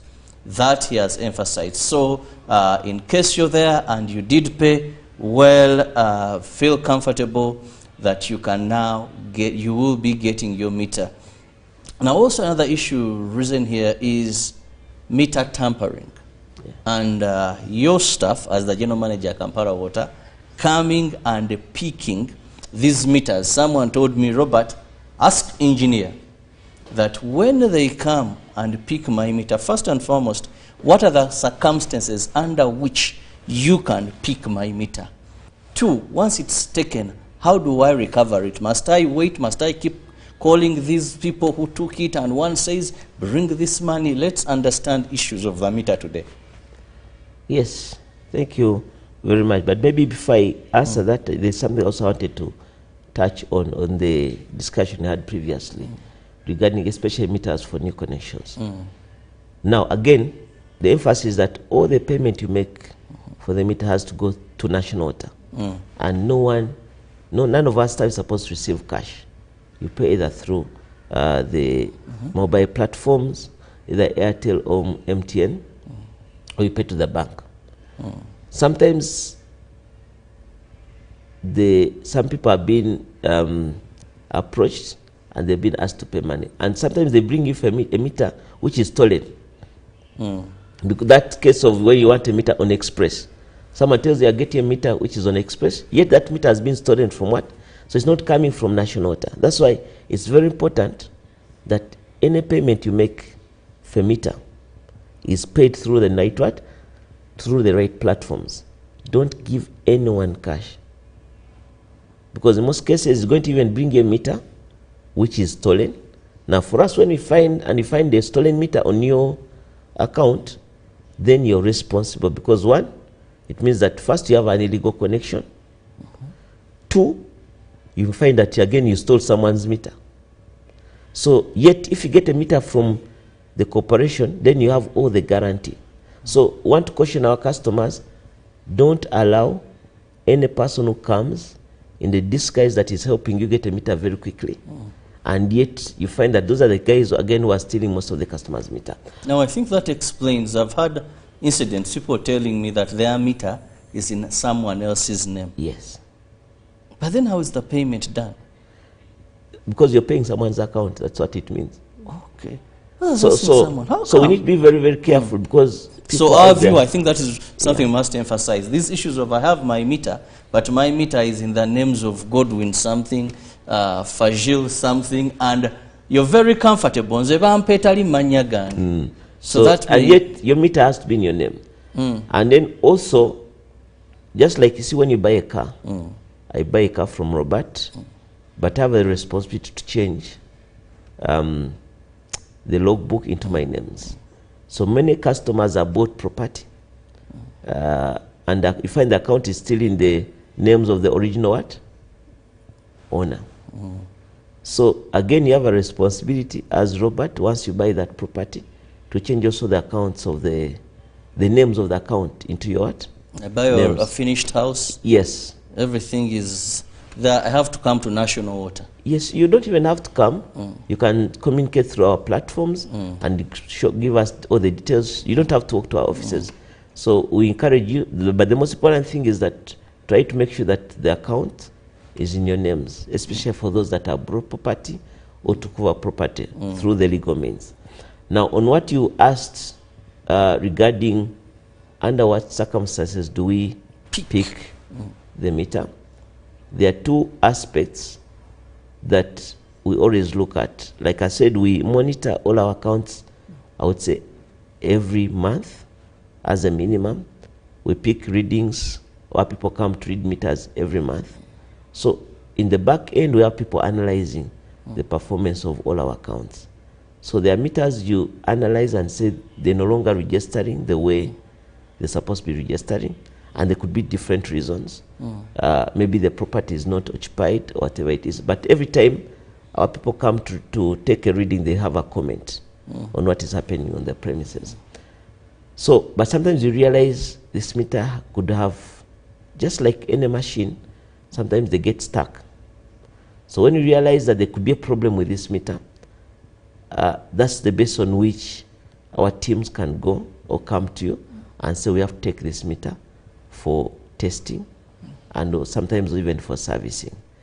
Or even when they come to visit your premises, they can check, and when you look at the physical appearance of the meter or some of the features there, they realize some of them have changed or they've been vandalized. You understand? So you have cases where customers vandalize the what? The meter. So all the could be from observations that, okay, this meter, when I checked on it, the dial or the glass was cracked. You understand? So it means that could have been compromised already and needs to be checked. So under those circumstances, our team come on the ground, and in most cases we give you notice. We even leave a piece of paper that shows what purpose have we picked, for what reason have we picked the what? The meter. And when we pick it, we have our workshop where we take them and they're tested to confirm whether it is still okay, it hasn't been compromised and still performing as expected. Ideally, our commitment as a corporation is that when we pick that meter, we have to make sure that very day it's returned. You understand? So when we pick it, and before we pick it, also we always expect and request that the customer is present. So look at when I say this is vandalized, you also see what I mean by what? Vandalized. If I say I'm picking it because the top of it is cloudy and you can't pick the readings, then also that is already stated. So we pick it, we take it to our workshop for testing and sometimes servicing, and immediately that is done, your meter is what? Is returned. But even at the point of return, you should also be able to witness that, okay, this is the same meter, it was returned, you know. But sometimes, again, given the nature of most of our customers are busy, so they come to the premises and they are always not available, but we always make sure that the person we find on site is given that information, and then once the meter is returned, the same thing happens. What sometimes happens again is that sometimes our people can be lazy, that they pick a meter and they're supposed to return it that very day, and they don't what? Return. They don't return. But our commitment is that the meter is supposed to be returned that very day, so that the customer is not inconvenienced when it comes to the service itself. So that's basically the principle. But again, when we test it and find that, and we confirm that the meter was vandalized and it was the responsibility of the customer, then what we always expect is that the customer has to pay for the new meter. Now for us, now the time within which now you're supposed to restore the service will depend on how fast the customer pays for the new meter. Well, only so the payments are made still to National Water? Yes. On the account, not to this person who picked? No. Because I've also heard of instances where someone, your staff says, your meter was taken when you're complaining, and anyone who comes, my meter was taken, then they'll tell you, give me the number. So he jots and has the details properly, says now, is it Lugogo? That's the place? I think it's Lugogo. Meter yo nga temala gavayo ngegenze yo. Now what we have to do, funayasa twao. Mita tujikomyewo ngende ndabe bwenjijjayo naye mita bwegende Lugogo. Temala gavayo. Then after that satu, in a week or two, meet a day Rugogo. Now engineer, that meet ogende Rugogo. Ne temara gavayo. And people soon I'm opening up. Once your meter is taken to Rugogo, and one told me, Erateba is a wura kebe kwasa. So should we pay? If my meter made the Rugogo, it is hard to get it from Rugogo. What should I do? I think the honest part is that meter tsawa kulemera Rugogo. It must, like I've explained, when it's been taken there and it's checked and it's okay. In most cases they are all okay because they have taken for servicing. They bring your meter. There shouldn't be any cost at all. When they take it to Rugogo and they find that it was vandalized. Now vandalizing are two parts. That you find as a customer, and people have done so many things with our meters, so that they compromise its efficiency, its ability to record, to register. And people are smart. Now what I'm not going to say on TV is what they do, because then I will be encouraging more people to do the same. But the point is that they vandalize the meter, they can't read. Now when we come and check and confirm this meter was vandalized, now that is an illegality. It means that you're supposed to be fined, and even estimated for the volume of water that you could have used when that meter was intentionally vandalized. Now, where that discussion can come in is now when you're being fined and you're trying to look for a shortcut as a customer. Now, that's where the discussion starts. And it's always initiated by the customer. Or even sometimes, you can, like you said, it could even be our staff. And that's what you need to avoid. Yeah, but sometimes the truth has to be said that customers vandalize the meter intentionally because they don't want it to register. And then when they vandalize it, on our side it's an illegality. You're supposed to be fined, actually sometimes even arrested. Now in the process of negotiating, you look for how do I get out of this situation. You understand? So what I would really encourage our customers, advise that don't even think of vandalizing the meter, because we'll know that you did what? Vandalized it. And once you know, you're going to pay a very heavy fine. And yet we should avoid that. And we've always emphasized that water might not say, the word cheap might not be the word, but we say water is largely affordable. And if you're very consistent and disciplined on how you use it, you shouldn't be having a very big issue with it.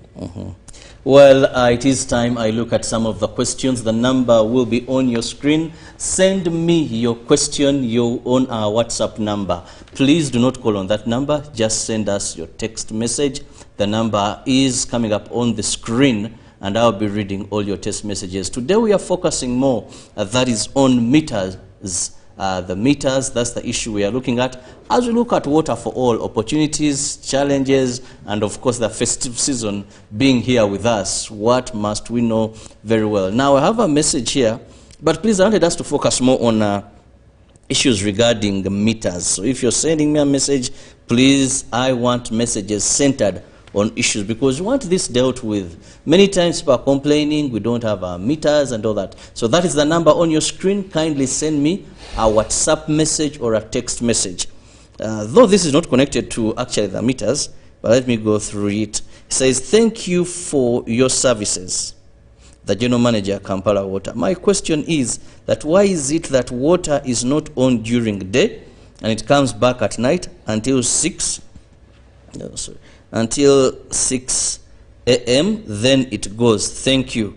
Why is it that when I pay the bill, the next bill appears like I had never paid before? Now, those are two questions for you, Engineer. Okay. Water during the day not being there and returning at night. It would have been nice to know the location, because that is not the practice everywhere. I would say 90%, okay, I would say comfortably 95% of our service area is getting water 24 hours within Kampala. But there are places where we still have water supply shortages and where we do rationing. That's why we know that there are places like Matuga, the areas we give water 3 days a week. Places like Wakiso, we also ration water. So there are places where we right now not able to supply water 24 hours, not because we don't have capacity to produce, but because we need to upgrade the pipe network. And already we have a project which I mentioned last time, which was signed in October, and work is supposed to start immediately.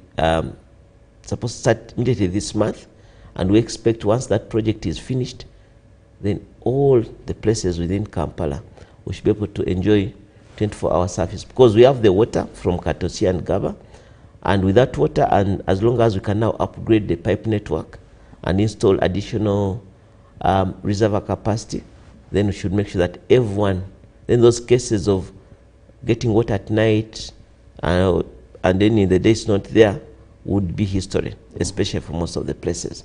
So it would have been nice to know exactly, but hopefully we can get the location. Yes. Now, when you pay and the payment is not reflected on the next bill, it depends on when you paid, because and also when the bill was generated. You could have paid today, and usually always the payment has to be updated within 48 hours. If you pay today and our people also read the meter today, means that the bill was generated today. It means that by the time you paid, or by the time the bill was generated, your payment had not been reflected. But what we've done as National, now to encourage our customers to take advantage of, we have given you a platform where you can monitor your account on a daily. You understand? You can even know your consumption on a what? On a daily. It means that you have a bill every day. You also know your payment status every day. So you don't have to wait for the bill that comes once in a month. Because once you log onto your account, even now you should have the current status of your bill. On top of that, we've even gone ahead and advise customers, you can even read your meter. You can pick a reading from the meter, and when you go to our website, we provided a platform where you can enter the reading of your meter. It means that you can generate your bill. So if right now you have, our staff haven't come to read your meter, you go to your meter, pick a reading, log on to your account on our website, you put in that reading to give you a bill as of today. So it means that you can generate your bill today, even tomorrow, and also check the payment status without necessarily waiting for the bill that comes every month. Well, more technology. Now I have to be a bit brief when answering. Most messages are flooding in so fast. Please give me your name, where you're calling from. We want to handle issues regarding the meter. Now, Jaden Dobozirie, I think just Jaden Dobozirie said, the plastic covering of my meter was damaged slightly by a neighbor during construction. The actual meter was never damaged. It was taken by SETA managers. Since then, they have never returned the meter, but keep sending me messages for water bills, for water not consumed. What should I do? Jada. Let's first answer that one. Yeah, so I think what he has confirmed is that the meter was damaged. So in that case, it was vandalized in a way by the neighbor. And we can get the details, but what should happen, what should have happened with this meter is that even if the cover is damaged, you find that already the performance of the meter has been compromised. It can never perform the way it's supposed to perform, and that means that the meter has to be what? Replaced. Now the meter and its safety, because it's on your premise, is the responsibility of the what? The customer. Now when the neighbor damages it, now Nashota won't know whether it's the neighbor or the kids or whatever it is. So in this case, what Mr. Jane is supposed to have done, and I'm sure they've already communicated to him, is to pay for the new meter. And once the new meter is paid for, then the service is what? Is restored. Now the bill that keeps coming every month is the fact that he still has an account with National. It means that every month there's a service charge that is charged on the account, but also follow up on the previous what? On the previous bills that were maybe could have been outstanding. That's why every month he gets those bills accumulated. Until the account is closed, he will still be getting the what? The bills. Now here we have Nachirio Jen. He says, good morning. Please clarify for me if my meter has been vandalized by these people of scrap. Who bears the cost? Thank you. I think that one is answered in the recent. Then another one comes in. This is Ken Chisache. He says, I'm in Katare Busawula. I applied for a meter. It is now coming to 4 months. And every time they are telling me meters are not yet there. And sometimes they tell me they are coming but never suffice. Another one says, good morning, manager. Now, the problem is for you, you're humble. But when your people come at our place, they're like military and very intimidating. Even sometimes we fear their presence. Talk to them, those that come to our premises, to speak like you and be humble. But the arrogance levels are so high. Now, another one. Thank you, manager, but on vandalism, can you call cracks as vandalism on the part of the customer, and the security features of most meters are not to the modern standards of extreme climate change? For instance, extreme heat, which causes most cracks. That is Kisasi Amin. And have another one. Okay, please give me your name. Then says, good morning, thank you so much for the program, and I want to thank National Water for always communicating when there is water shortage. But I'm just asking, is it a crime when my meter is vandalized? Moreover, it's outside, not in my house. Anything can happen. Now, why take the meter for so long and be very hard on me? The meter is outside and I don't lock it inside my house. Those are also issues of, I think. Okay.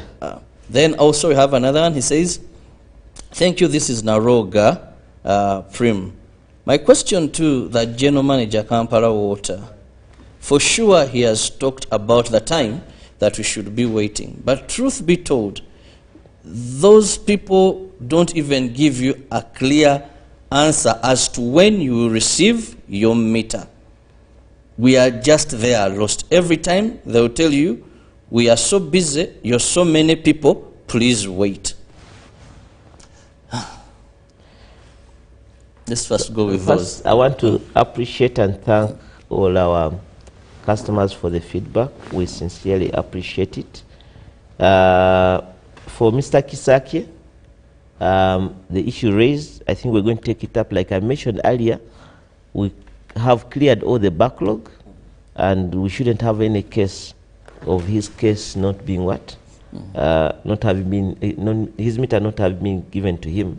So this is an outlier, and we're going to follow it up. So, and I'm going to request every customer who has a backlog which hasn't been cleared, I'm going to share with you the numbers to call, and we'll be able to, at the end of the program, so that we follow them up.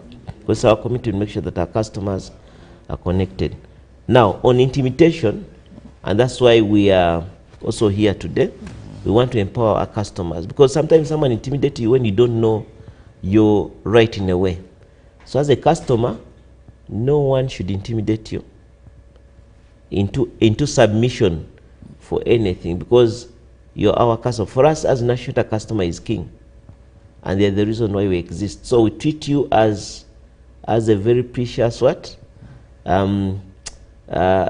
Item, and we treat you with a lot of care. So we don't expect any of our staff to be in any way other than humble and respectful to our customers. And those cases of where people have gone out of our practice, we always deal with them. So we're doing a lot of training on our side, but so we request our customers, in case you encounter such stuff, again, bring such case to our attention, so that we're able to deal with them as well. Now, whether a crack on a meter is called vandalism, now I didn't want to go into the details, but people have cracked the meter in different ways, and sometimes there are cracks that come out of accidents, but there are cracks that are very intentional, and someone does it purposely to compromise the performance of the meter. And when the meter is tested in our workshop, they're able to know that this crack was not by accident, but by what? Someone had an agenda.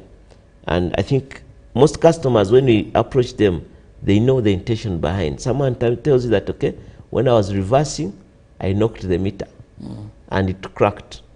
You understand? So I think the point here is that as a customer, you have a responsibility, because the meter is in your property. You have it most of the time, and anything that happens to it, you are, I would say, responsible for it. So it's still a responsibility of the customer to make sure the meter is protected. That's why some customers have gone ahead and even created chambers, you know, around their meter, so that they don't have any issues. And again, what I want to emphasize, the security features that we have on our meters. That's why our meters, you're not going to easily find them off shelf, because they are customized to our environment and our challenges. So they are well specified, and they are not really affected by the normal heat cases. So by the time it's vandalized, there are people who actually even bring heat close to the meter, again, to vandalize it. Now the meter we have, by the time it deforms, it's not because of the sun, because someone has intentionally done that. And those are some of the cases that we deal with, and we are trying to fight. Then for the customer in Kisasi, is it a crime? Is it a crime when my meter is vandalized? And why does it take long for it to be returned? We're not saying vandalizing a meter. Okay, it's a crime when the vandalism was intentionally done to compromise the performance and steal water. So stealing water, we know it's a what? A crime. So when vandalize the meter to steal water, it's a crime. But when the meter is vandalized because of an accident, it's not a what? A crime. So in that case, all you have to do is buy a new meter and it's replaced. But when the vandalism was intentional to compromise performance and steal water so that you pay less, then that's a claim. That's why you're going to be fined and you'll be treated as a thief. So in that case. So again, the customers who do that know that, but we just question them that you should avoid doing that. But why should it take long? Again, if it's vandalized and it's treated as an illegality, then it goes through process of dealing with an illegal or dealing with a thief. Now, if it's vandalized and it was an accident, all you have to do is pay for meter, and then we have the meter replaced. And the replacement will depend on how fast you pay for the meter. Then then for Madam Naloga, talked about our people not giving a clear answer when to receive the meters. And like I said, I think this discussion will help us know that as a customer, once we pick your meter for testing, for service, we're supposed to return it that very day, and you should demand for it. That's why the number I'm going to share with you. But engineer, to be honest, how is returning on that very day possible? It's very possible because meters we've taken for servicing, we've planned for them to be serviced. Okay. So we already have a plan to have them serviced, and even know the numbers we're going to pick. So it's not an exercise that happens abruptly. It's a planned exercise. So we mobilize resources, we mobilize people, and we know that when you pick it today, in the morning, by midday it is ready, and servicing doesn't take a whole day. Now what happens sometimes is that when we service it and realize this meter was vandalized, now because now that goes into the process of replacement. Now that might not take that very day, because for it to be replaced, the customer has to pay for it. But if I've picked it for servicing, I know within 2 hours or 3 hours I should be able to return the meter. Yeah. Now, still we have Dear National Water and Manager Kampala Water. Thank you so much for the program. I have 4 tenants in Bina, Ruzira, but getting a meter for each house of 2 rooms. But each time I request for it at Ruzira, I think your offices, National Water offices, no service is offered. Excuse us, they cannot give me, they give an excuse that they cannot give me a meter for each of the tenants, each cannot get a separate meter. Why I don't know, and I am disappointed. Okay, I think he has rentals. Yeah. And he wants each tenant to have a meter. Yeah. So what we just need to do, again, there are unique cases. Because in principle, it should be possible, and we've been giving customers separations. But there are conditions. Before we do a separation, we test the pressures. Because remember, when you separate a meter, you're going to drop what? Pressures. So you can separate and you find that the same tenants end up not getting water.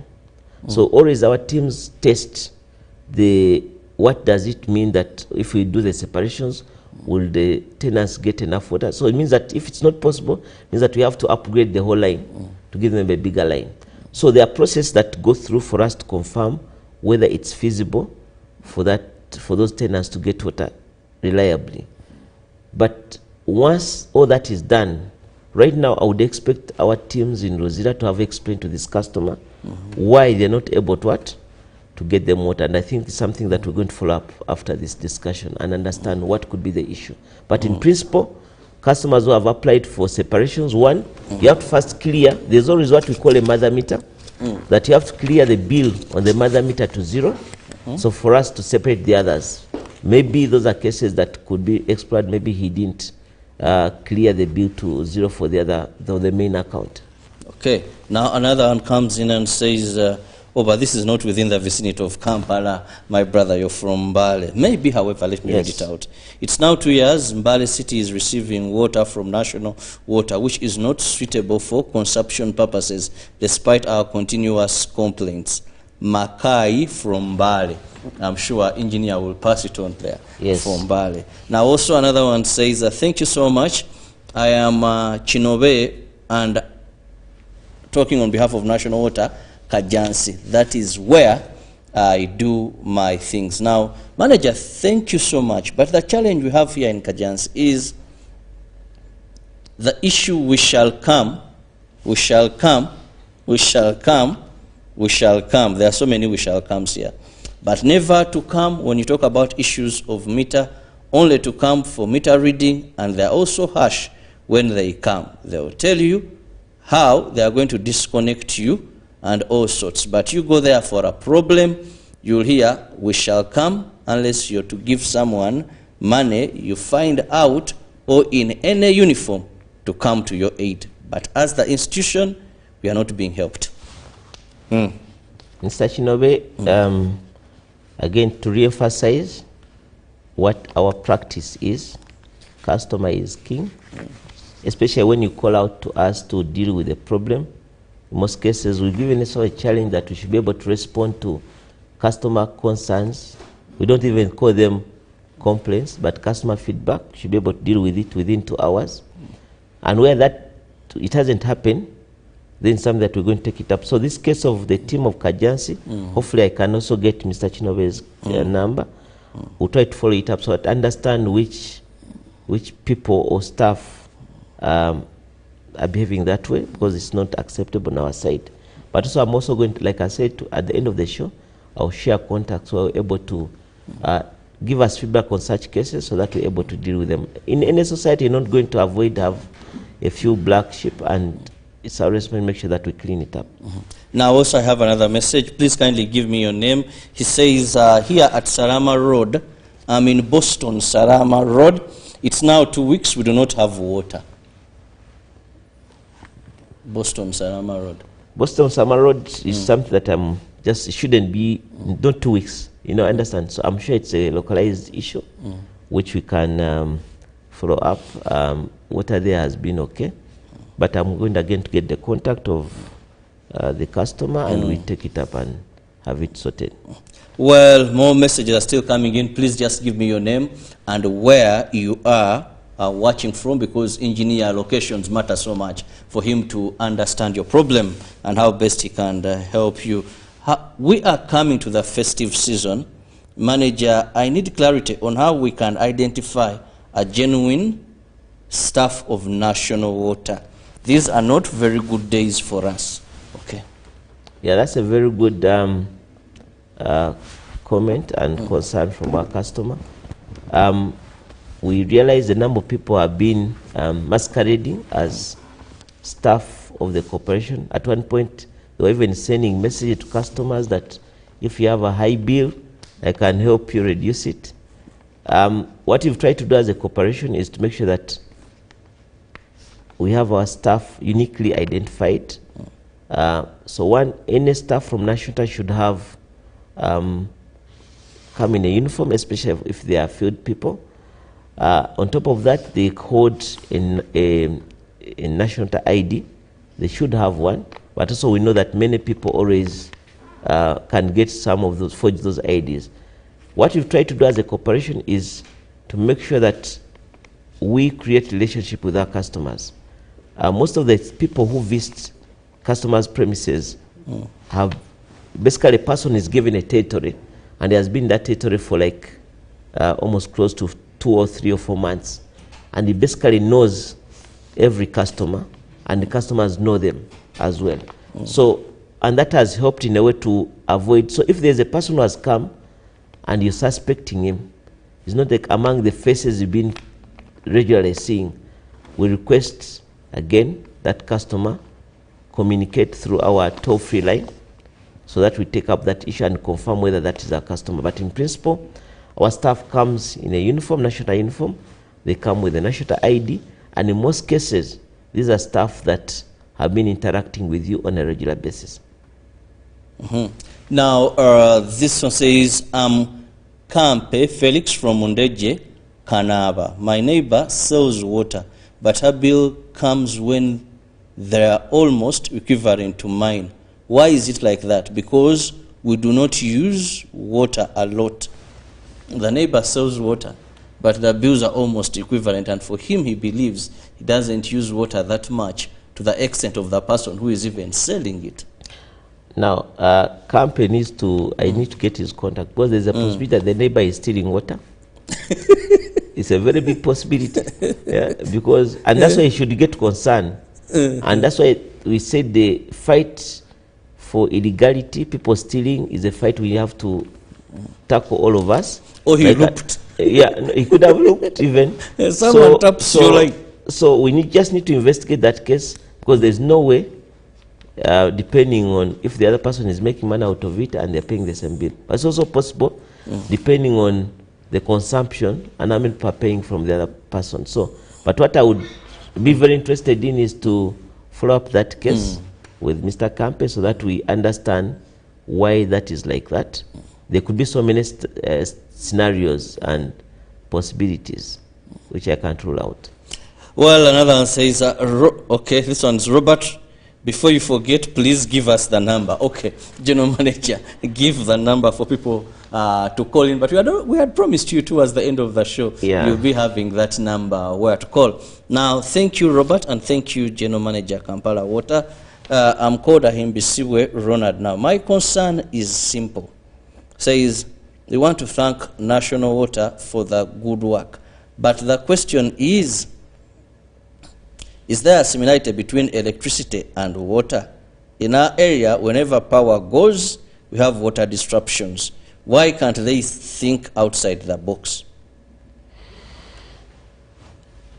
Is there a similarity between power and water? The answer is yes and no. But also that for us, for the benefit of some of the viewers, most of the water we get is from Gaba. And you know Gaba is a bit low, so we have to pump it. So we use electricity to pump that water. And even some of the places where we supply, you find that there isn't enough pressure, especially for the poor on hilly areas. You find that we have to boost that water or to pump it again so that it reaches some homes or customers. So it means that in case we have power interruptions, it definitely affects some of those places. Now, some of our stations, we've gone ahead and installed generators so that in case power goes off, we're still able to supply some of these customers. But there are places where it's not possible or it's very costly to have the generators at all. But if the power issue is at the plant, let's say in Gaba, and that's why the situation I explained earlier, when Umeme was maintaining his substation, and we had to be off for 8 hours, then we are all off because of what? Power. But again, we've had a very good relationship with the Umeme, that where there are power interruptions, we have worked together so that they minimize the effect they have on supply. So yes, power supply can affect water supply, and sometimes no, because there are cases where we installed standby capacity to make sure that if there are interruptions with power, they don't interrupt with supply. Now, Alsan says, thank you, Mr. Rutaya, for educating us. Now, my question is, how much is a unit of water? So that I can also calculate properly to avoid your machines from giving me bills I don't understand. Samuel Waterchild. I think where we are right now, Robert, you can even now explain to Sam what is the unit of water. You're the guest in studios. Because you've been a very... we talked about this bill. You know, Nico Joe. No, we have on our website again, all this information is there. And even we've told you, we've provided a platform where a customer can compute even their bill. Now, the bill can be looked at, the price can be looked at in two ways. In terms of making it simple, we always use a jerrycan. That for a 20-liter jerrycan, we have categories of customers. There's Omuntu Awansi, those taps, communal taps that we installed across the city. So a jerrycan, a 20-liter jerrycan goes for 25 shillings. That means a unit has 50 jerrycans. So a unit is one cubic meter, that is 1,000 liters. A unit will go for 1,060 shillings. That's a unit. So if you have a tap and it's a communal and you want to compute, use a unit which is 1,060 shillings, and then you are able to get how much water you're consuming. Now this 1,060 is net VAT. Now for domestic customers, a unit which is 50 jerrycans, which are 20 liters, goes for 4,307. That is 4,307 shillings. That's for 50 jerrycans. Means that a jerrycan, which is 20 liters, only costs 100 and what? 1 shillings. 101 shillings. That is a 20-liter what? Jerrycan. So right now, with your 100 shillings, you can buy a liter. I mean 20-liter, a 20-liter jerrycan for water. Then for institutions, as a category, a unit costs for 5,000. No, it's 4,358. That means a jerrycan costs 103 shillings. Then for commercial customers, a unit is 5,168. It means that a jerrycan goes for 122 shillings. And then we have our tariff supports industries. So for industries that consume more than 1,000 liters, that is 1 million liters, and 1,000 cubic meters, that is 1 million liters. A unit goes only for 2,500. That means that a jerrycan is only 59 shillings. So, but again, the tariff structure and chart is on our website. A customer can check it out. And also using the applications we developed on our website, again, you're able to compute and even estimate your bill. But also even the bill, on the bill itself, even the unit price is there. So you can check your previous bills, you'll be able to see the unit, how much a unit costs. It means that you're able to compute for yourself. So that's how transparent and empowering our system is. Well, you can be able to compute for yourself. Messages are flooding in, but time is against us. We must say bye-bye to you. But if I let engineer go, let me just have his parting shot. It is festive season. Are you also going for holidays? Will we have bills coming? How can we communicate? And above all, the number for the meter issue. Yes. First of all, I want to thank UBC for the opportunity you always give us. I want to thank our dear customers for the support. I think we are privileged. We have what we would call the best customers. I don't know what other people think, but you challenge us, you give us feedback, and we act on it, and we sincerely appreciate that. Now, it's a festival season. I think we all agree, let water be the first priority, right? Before you buy chicken, before you buy meat, let's pay for our water. Because without water, you can't prepare that chicken. Definitely. So what we're trying to do as a corporation is make sure that before you go for Christmas, clear your bills to zero. So we have mobilized our teams on the ground. They are visiting every home. They are sending you reminders. We request kindly, we don't want you to be inconvenienced as you fasting. Kindly clear your bills to zero so that you enjoy your Christmas, so that also we are able to serve you. On our side, there's no Christmas for us because this is a time when customers need our service most. So what we've done is prepare. What we prepared, the only package we have for our customer is that we're going to make sure that your service or your festival is not interrupted. We have our teams mobilized. Our teams are going to be available, will be working. If you have any water supply issue, be able to respond to it in the shortest time possible. So we mobilized our teams. We'll be working throughout the period. Our offices, as much as possible, will be open, but also right now, we're working online. We don't necessarily have to visit our office, but working at in the convenience of your home, you should be able to communicate to us and we'll deal with your issue. So we want to believe that it's going to be a very happy and joyful season for our customers, where they'll be able to get the service to the level and the quality they deserve. Now the number, I'm giving you two numbers, and all of them will be available.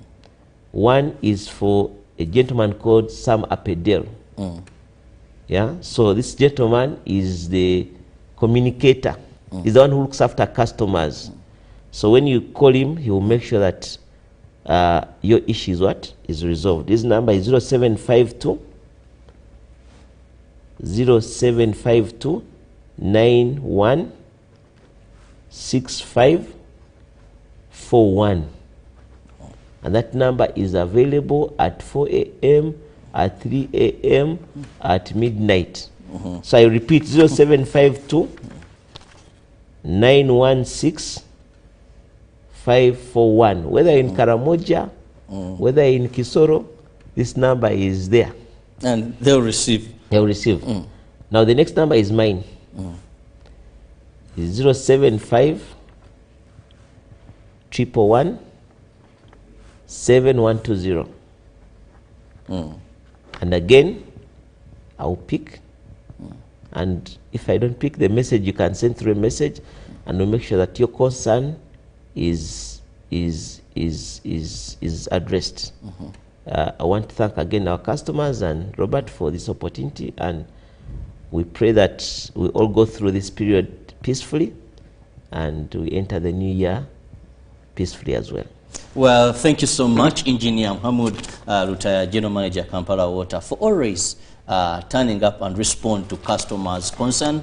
I hope issues regarding the meter have been well answered, and in case anything, well, the number has been given to you, the numbers have been given to you. Let's ensure that we clear our bills to zero to avoid inconvenience. Just imagine you don't have water during the festive season.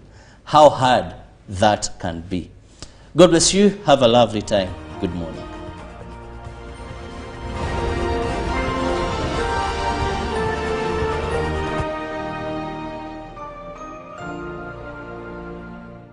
Live from UPC Studios in Kampala, this is Good Morning Uganda.